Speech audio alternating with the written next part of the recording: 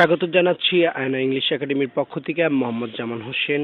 আজকে আলোচনা করব স্পোকেন ইংলিশ এপিসোড 34। আজকের যে স্পোকেন ইংলিশটা সেটি হচ্ছে যেটার স্ট্রাকচার সেটা হলো subject plus couldn't about to plus be1 plus object. About এর উচ্চারণটা আসলে এ অমিট থাকে, বাউট বলবো আমরা আজকে থেকে। তাহলে subject plus couldn't about to plus be1 plus object. এটার অর্থটা হচ্ছে ডট ডট ডর গিয়েও ডট ডট ডর পারিনি। তার মানে আমরা যদি কিছু এক্সাম্পল দেখি তাহলে প্রথম এক্সাম্পলটা হচ্ছে আমি কাজটি করতে গিয়েও করতে পারিনি।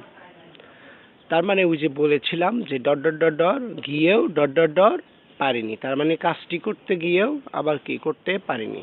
তাহলে স্ট্রাকচার অনুযায়ী সাবজেক্ট হচ্ছে আই, আর স্ট্রাকচার অনুযায়ী couldn't about to প্লাস করা ইংরেজি হচ্ছে ডু, আর কাজটি ইংরেজি হচ্ছে দি ওয়ার্ক। তাহলে অর্থ দাঁড়াচ্ছে I couldn't about to do the work, আমি কাজটি করতে গিয়েও করতে পারিনি। এখানে যদি আমরা সাবজেক্ট চেঞ্জ করি, আয়ের জায়গায় যদি উই বসাই, ইউ বসাই, হি শি দে কোনো নাম বসাই তাহলেও কিন্তু হবে। যদি আমির জায়গায় যদি বলতাম রহিম কাজটি করতে গিয়েও করতে পারেনি তাহলে হতো রহিম couldn't about to do the work। আমি যদি বলতাম আমরা কাজটি করতে গিয়েও করতে পারিনি, we couldn't about to do the work, আমরা কাজটি করতে গিয়েও করতে পারিনি। তার মানে আমরা সাবজেক্টকে পরিবর্তন করে নতুন নতুন সেন্টেন্স তৈরি করতে পারি, এবং B1 এর জায়গায় ভার্বের জায়গায় আমরা নতুন নতুন ভার্ব বসিয়েও আমরা নতুন নতুন বাক্য তৈরি করতে পারি। আরও কিছু এক্সাম্পল দেওয়া হয়েছে, সেটি হচ্ছে আমি বইটি পড়তে গিয়েও পড়তে পারিনি। তাহলে I couldn't about to read the বুক। আমি যদি বলতাম সে বইটি পড়তে গিয়েও পড়তে পারেনি তাহলে হতো কি আয়ের জায়গায় হি বসাইতাম, he couldn't about to read the book, সে বইটি পড়তে গিয়েও পড়তে পারেনি। আরেকটি উদাহরণ দিয়েছি, আমি তোমাকে ভুলতে গিয়েও ভুলতে পারিনি। এটি একটি গানের লাইনও রয়েছে আমরা জানি। তাহলে এটার সাবজেক্ট হচ্ছে আই, আর couldn't about to প্লাস আমরা জানি ভুলে যাওয়া ইংরেজি হচ্ছে forget, তাহলে forget you। তাহলে I couldn't about to forget you, আমি তোমাকে ভুলতে গিয়েও ভুলতে পারিনি। আরেকটি উদাহরণ দিয়েছি, আমি তাকে মারতে গিয়েও মারতে পারিনি। I couldn't about to beat him। মার ইংরেজি হচ্ছে বিট, আমরা জানি বিট মানে প্রহার করা বা মার দেওয়া। আমি তাকে ভালোবাসতে গিয়েও ভালোবাসতে পারিনি।